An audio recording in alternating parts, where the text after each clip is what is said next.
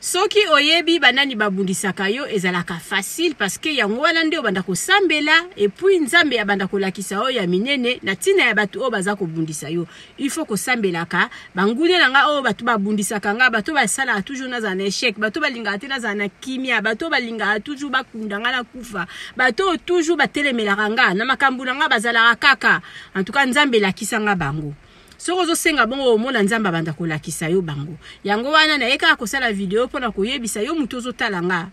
Oyeba banani babundisaka yo te eza malamu te. Il faut kokota na ba prière pona oyeba nani oyo aza kobundisa yo, nani oyo asala ke vi na yo ozala na kaka, nani oyo alinga réussite na yo te. Il faut koyeba bango. Eza vraiment motu ya makasi. Yango mama bijou dans la zone ba partager vidéo oyo parce que ndeko wana mususu rotala ai luka nanu ayeba azaboye loko ni ezokomela ye nani aza kobundisa ye. En tout cas soki oyebi